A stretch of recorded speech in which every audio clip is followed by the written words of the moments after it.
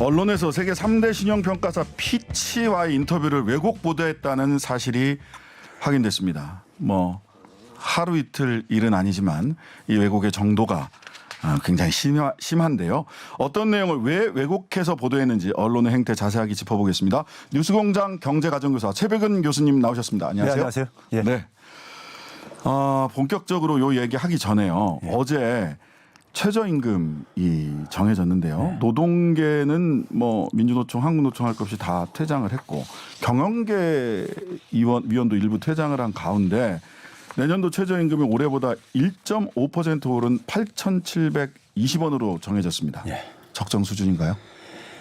적정 수준. 한숨이 먼저 나오시네요. 사실상 이거 동결한 거거든요. 그렇죠. 그러니까 이제 물가 인상 수준이나 이런 거 물가 생각하면 임금은 떠나서요. 식비 같은 경우를 그 산입 범위에 포함시키면은 하면 네. 사실상 동결이에요. 동결인데 허망하죠. 어떻게 보면 18년, 19년 연속해서 두 자릿수 인상을 했을 때 그렇죠. 굉장히 우리가 홍역을 치렀는데 이러려고 그때 이러려고 그렇게 난리를 피웠나 하는 네, 생각이 들어요. 그렇죠. 왜 그러냐면은 이게 지금 문재인 정부 들어서 4년 동안에 연평균 7.7%씩 인상한 거예요. 네, 박근혜 근데 박근혜 정부에서 차이가 안 나요. 7.4%별 차이가 없어요. 예. 그러니까 뭐 문재인 정부에서 최저임금 크게 인상한 것도 아니라는 얘기가 돼버리는 거고요. 근데 사실 제가 좀 이제 아쉬운 거는요. 지금 소상공인하고 이 최저임금 근로자들은 둘 다 을들이잖아요. 네네. 근데 사실 그 을들의 문제를 을과 을의 이런 대립 구도보다도 이 소상공인들이 굉장히 부채가 많아요. 이 부채 비용을 좀 절약해 주면은 자영업자들 부채를 한 1%만 금리를 낮춰줘도요. 1년에 한 6조 4천억 원 정도 이자 비용이 세이브됩니다. 그래서 그걸 해주게 되면은 사실 이 최저임금을 10,000원으로 인상해도 4조 원이 채 안 들어요. 이거 맞바꾸면은 해결되는 문제인데, 그러니까 소상공인들 좀 다른 쪽으로 비용을 절감시켜주면서 좀 최저임금을 끌어올렸으면 되는데 그걸 못했으면 아쉽습니다. 네네. 그렇죠. 을들 간의 다툼으로 자꾸만 비화되고 있다라는 거고요. 그러면은 이제 금리를 좀 이자 비용을 좀 세이브해 주자. 그다음에 또 계속 또 그 얘기됐던 게 본사, 그러니까 대리점이나 프랜차이즈 업계의 본사에 지출하는 비용, 그 다음에 임대료, 이거 어떻게 좀 묶어서 을들 간의 이 갈등으로 번지지 않도록 해줬어야 되지 않느냐.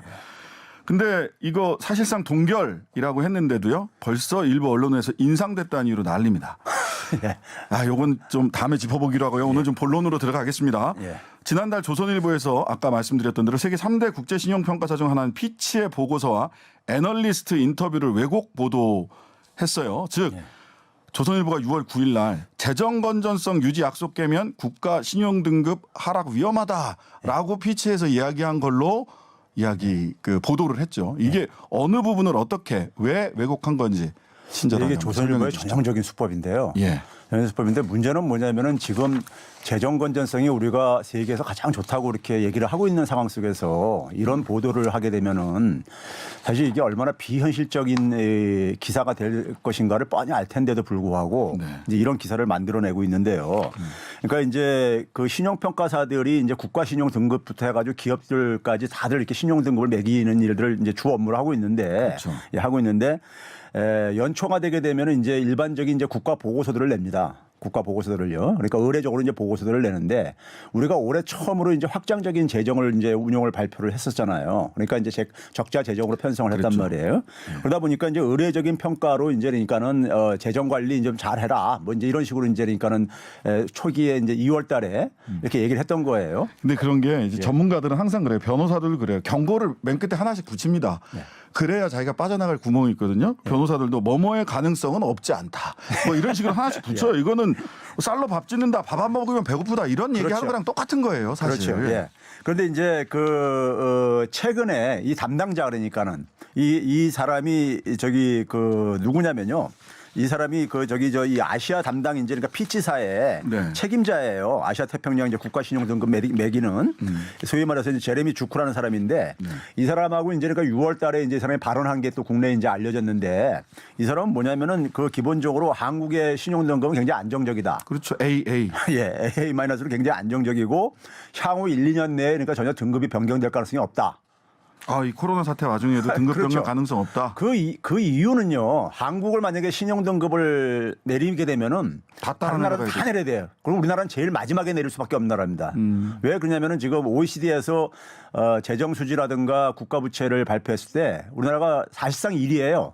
그러니까 1위 국가가 뭐 에스토니아라든가 이런 나라들이기 때문에 네네. 노르웨이라든가 이런 나라들이기 때문에 사실상 그러니까 가장 이제 그러니까 건전한 편인데 그래서 한국 같은 경우는 가장 나을 뿐만 아니라요. 특히 우리가 걱정하는 것이 이제 단기적으로 어떤 충격이 왔을 때 그렇죠. 그 방어할 수 있는 능력 이런 이제 외화 방어 외환 능력 보유고. 뭐 이런 것들인데요. 이 부분에 있어서는 피치에 분류해 얘기하면 이제 그 F1 등급 가장 그러니까는 하위 등급이에요. 네. 최고 등급입니다. 최고 등급이다. 예, 최고 등급이거든요. 그러니까 그런 점에서 그러니까는 조선일보의 보도는 그러니까는 사실 이 조선일보 보도가 또 하나 맞물리는 게 뭐냐면요. 야당의 추경호 의원이 뭐라 얘기해? 올해 이제 그러니까는 우리나라 이제 그러니까 이 국가 부채 비율이 46.5%까지 오를 가능성이 있다. 이런 식의 이제 발표를 한번 한 적이 있었어요. 네네. 근데 이게 이제 사실 굉장히 문제 있는 추정인 게 뭐냐면은 우리가 국가 채무 비율이라는 것은 분모가 GDP고요. GDP. 분자가 이제 부채란 말이에요. 부채 규모요. 그러니까 이제 분모인 GDP 성장률을 가장 최악으로 가정을 해가지고 네. 최악으로 가정을 해서 계산을 한 거예요. 그러니까요. 무슨 뭐 기도 드리는 것 같아요. 그렇죠. 최악이 되기를 바라고 예. 그러다 보니 예측하시나 그렇게 봐요. 해서 나온 계산을 가지고 거기다가 이제 그러니까는 피치가 이제 그러니까 한 46% 선을 한 2023년까지 올라가게 되면은 좀 이제 그러니까 걱정스럽다 뭐 이런 식으로 이제 그러니까는 좀 이제 잘 관리해야 된다 이런 얘기를 이제 지난 연초에 했던 거예요. 그러니까 코로나 사태 이전에 네. 했던 건데 이미 지금 3차 추경으로 해가지고 우리가 43.5%에 도달했어요. 그렇죠. 43.5% 도달했으면 벌써 이미 그러니까는 그 2020년이 지나가기도 전에 벌써 그러니까 44% 육박하고 있는 거잖아요. 그렇죠. 그런데도 피치사는 뭐냐면 굉장히 안정적이다. 이렇게 얘기를 하고 있단 말이에요. 그러니까 추경호 의원이 국가 채무 비율이 46.5%까지 올라서 큰일이다. 그랬는데 이미 44%까지 올랐어. 국가 채무 비율이. 예. 그쪽 계산으로 따져도. 예. 근데도 피치에서는 안정적이다라고 그렇죠. 평가를 하고 있어요. 예.